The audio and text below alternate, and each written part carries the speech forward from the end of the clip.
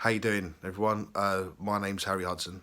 You might have seen me on YouTube and a couple of things, especially one of them would most likely be the jacket potato sketch with Harvey.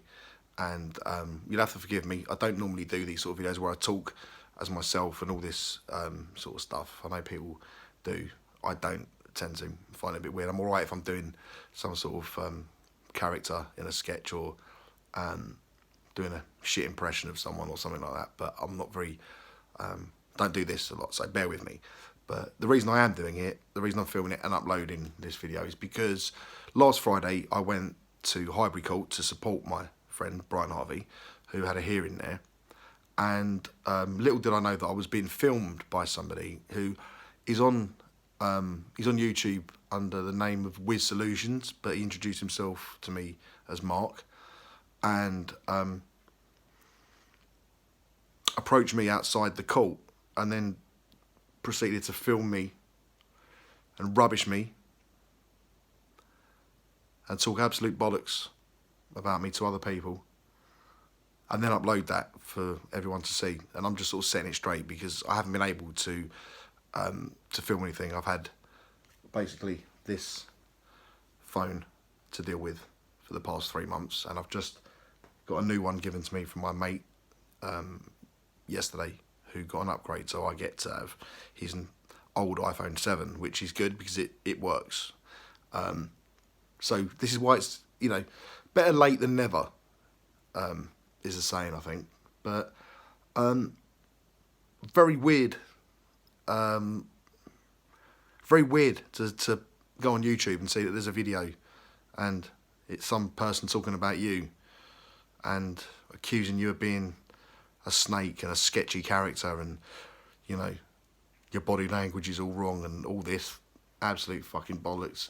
And the video that this guy did with Solutions, this guy Mark, the video that he put up has been removed. He took it down because Harvey asked him to take it down because what he was saying was wrong and it was unfair.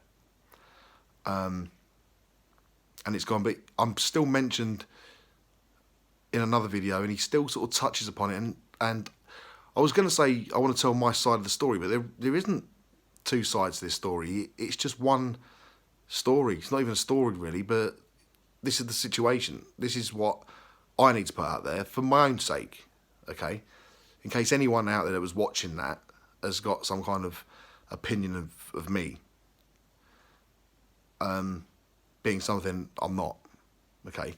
And here it is. Brian told me on the phone on the Thursday evening that he was going to be at Highbury Court about 9:30. I went down there Friday morning with a mate of mine. We took the day off work. We went down there, running late, got there about 9:45, couldn't find anywhere to park. My mate dropped me off. He said to me, he'll go and park somewhere around the corner. I better go in because, you know, obviously being late, call him when I'm out. So I did just that. Went into the court, went in through security, went into a waiting area, went to the second floor. They called the case in, so everyone rushed to the court. The public gallery got rammed straight away, and I went in. It was sort of like a lobby area, so if you sort of imagine, you know, when you walked in, to the left you had the public gallery and ahead of you was the courtroom, and as I said, the public gallery got packed out instantly.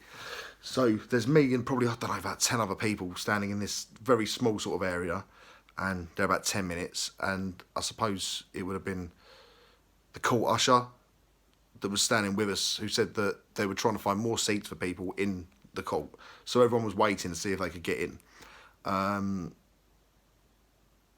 A few minutes later, Brian actually came through, saw me, said, "You all right, Steve? How you doing, mate? You all right? How you doing?" I said, "Yeah, I'm all right. Yeah, I'll talk to you later." He calls me Steve because that is my real name. Harry Hudson is my granddad's name, so it's a stage name. That's what I go under for acting and writing and stuff like that. But anyway, so he knows me as Steve. So he said, "You all right, Steve? How you doing?" I said, "Yeah, cool.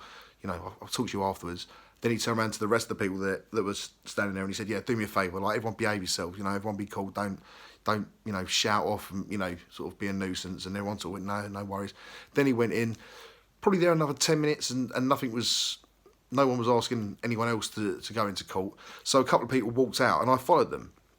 Now, the reason that I followed them, okay, this is what is ironic about all of this, because of Wiz Solutions, is the reason that I left and walked out was because I was starting to get a panic attack, okay? And I've suffered panic attacks since 2007, and housebound for a fucking year with them.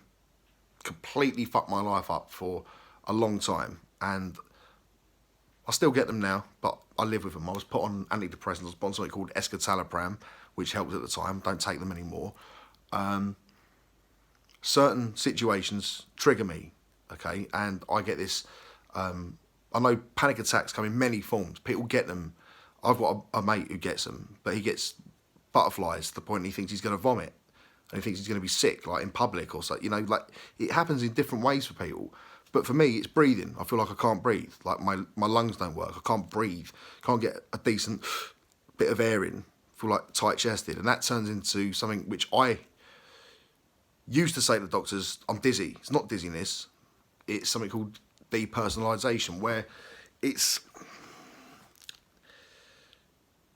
like being in a dream. It's very strange. You can't sort of explain it unless you've had it. And God forbid, if you haven't had it, you don't want it.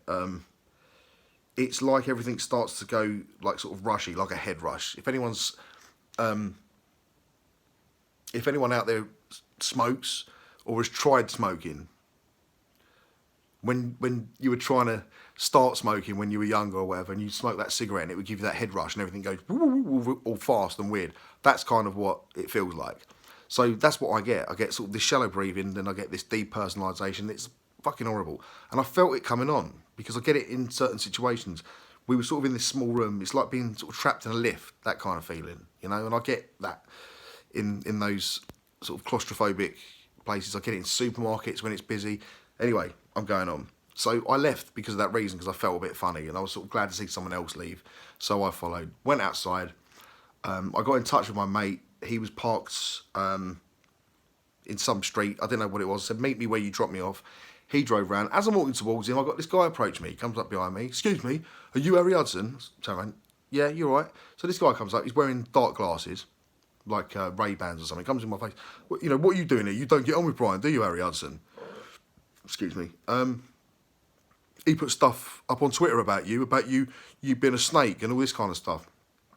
I said to him, no, don't worry about that. That's absolute, you know, bollocks. That was all sorted out. It was someone, you know, getting in between us and trying to shit stir. And he kept sort of standing, like, you know, like as if he didn't believe what I was saying. I started to feel, you know, very uncomfortable. He was holding something in his hand. I think it turned out to be a selfie stick. But I didn't know if he's trying to record me. I don't. What bothered me the most was the dark glasses, to be honest. I can't stand people that talk to people trying to hold a conversation when they're wearing sunglasses. I find it rude, because the eyes say a lot. You know what I mean? When you talk to someone, the eyes are saying a lot. Like, my eyes were probably saying to him, you know, I don't want to fucking talk to you, because I was looking all over the place. You know, looking sketchy, as he said. I was looking sketchy in his video. Damn right I was looking sketchy, because I didn't know who the fuck he was. But, yeah, sunglasses. What's all that about? Don't talk to someone with sunglasses and take them off and look them in the eye. You know what I mean? That's just, it's like a pet hate. You know, like when you open a door for someone and they walk through and don't say thanks. It's like one of them things. Like, have some fucking manners. And, yeah, he said to me, "What, have you spoken to Brian recently?" I said, "I just spoke to him now." When he went into court, just said, you know, like, said hello to him now. Oh, you know. Then my mate, I got in the car with my mate. I said, I'm going to have a cigarette with my mate. And he said, oh, yeah, I've got to check my car anyway. And he walked off. And that was pretty much it. We went and parked up. We came back, waited for Brian. Brian came out, lots of support there. Huge amount of people went down to a Weatherspoons pub around the corner. I went down with my mate. We were talking to John Alford, who played Billy in London's Burning. He walked down with us. I was talking in the pub with Brian's mum and dad and his sister. Everyone was just chatting and mingling. It was all good and everything. And a couple of hours later, come home, put YouTube on to play some music. And literally, because obviously I'm following what's been going on my homepage, straight away, I see this bloke who approached me. There's a video. Straight away, I said, to my mate. I was like, look, that's the geezer that was talking to me, like, you know, by your car and stuff. He's like, oh yeah. So we stuck the video on. 30 minutes or so of him absolutely cunting me off. That bloke's a snake. He's walking about with his thing. He's filming me, going up to people. See that geezer over there? That's that Harry Hudson. He's a fucking snake, mate. Look, I'm an expert on body language. This geezer's fucking wrong, man. What's he up to? Go and talk to him. Try and get some information out of him. I mean, what the fuck are you doing? It's unbelievable. My mate sat there. He's like, is this fucking serious? He goes, am I dreaming? I was like, no, you're not. This guy's being fucking real. You know what I mean? Absolutely mad. I rung Brian up. I told him about this video, and he knew who the guy was because this Mark, this Wiz Solutions, knows his sister. So Brian got onto his sister and said, tell this guy to take that down because it's bollocks and it's wrong. And Steve's a good mate of mine, so get rid of it, you know? And I don't understand, like, you approach someone like the way that he did. This is the thing. You approach someone like that. The whole reason that me and Brian fell out and all that stuff went up on Twitter is because of people acting weird, getting involved, stirring shit, asking questions, turning it around and all that. I'm very wary of people from now on. You know what I mean? I've learnt that lesson. And I don't want to talk to people that approach me like that. Who wants that? Well, who does? You know, I'm pretty sure he's on this video going, yeah, that geezer looks sketchy, man. He was acting well sketchy. What do you fucking expect coming up to me like that with sunglasses over your fucking eyes, holding something in your hand, asking me questions that got nothing, like, you don't know me, asking me questions like this. Just odd. Just odd. And the thing is, the point I'm trying to make is that I was down there, like a lot of other people, I was down there to support my friend. That's what I was down there for, to support my mate. But there was plenty of people like yourself, Mark, with Solutions, that were down there with a camera filming stuff to get it on your YouTube channel to up your fucking hits and your likes. We're not stupid. Do you know what I mean? That's what it was. Why you're trying to pick a scandal with me, mate, I don't know. No one knows who the fuck I am. No one's interested. You know what I mean? But anything to get your hits. Why didn't you come down the pub? Why did you fuck off? Why didn't you come down and mingle and have a chat with people when it was all normal? Because probably in a rush to get home and upload this bollocks, you know? And you're talking a lot of shit on other videos and mentioning Brian's missus now and saying she ain't done him no favours by doing it. You know, mate, you need to, like, pack it in. Because you don't know Brian. I've spoken to Brian, you don't know him. Not well enough to be coming out with this kind of stuff. And it's just, looking at some of your videos about anxiety and panic attacks and that, to be honest, I was thinking, this guy's, you know, he's on my level with this sort of thing. But why you're doing this, I don't know. I really don't. You don't just pick me out of a crowd and start putting me down. It's defamation of character, mate. It's not fair. I don't know how many hits you got before that got taken down, but people would think that I'm some kind of fucking snake and I was there with a hidden agenda. I was only there to support my friend, you know? And no apology or nothing. But anyway, that's what happened. That's the situation. And, yeah, so anyone that watched it that's now watching this, you know what the real situation is. So thanks for watching. Sorry for rambling. With Solutions, watch what you're putting up. Cheers.